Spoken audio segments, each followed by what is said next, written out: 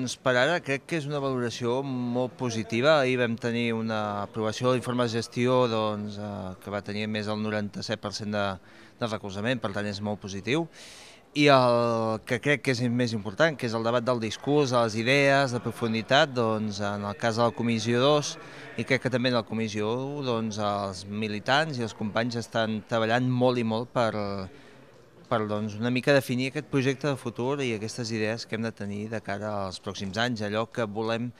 que la ciutadania juvenil tingui, com a nosaltres, quina referència tingui de nosaltres. Doncs crec que ha d'afrontar el repte, diguem, que vindria del món digital, tot això del 2.0, però en altres àmbits. És a dir, per exemple, tot el que és la transició energètica, és a dir, afrontar ja de manera decidida la transformació del model energètic del país, de què apostem, què no apostem, apostar també per la transició federal, un autèntic encaix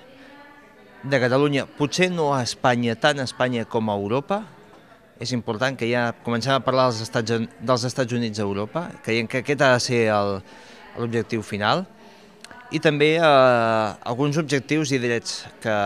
per exemple la renda bàsica de ciutadania, que és un objectiu que estem debatent, i també una nova transformació d'aquesta Europa, a part del federalisme, també com a ciutadania. Creiem que com a ciutadania s'ha d'avançar encara més en el que és la Unió Europea i sobretot la implicació dels ciutadans de Catalunya o de Mataró o del municipi, com sigui, a la construcció de la Unió Europea.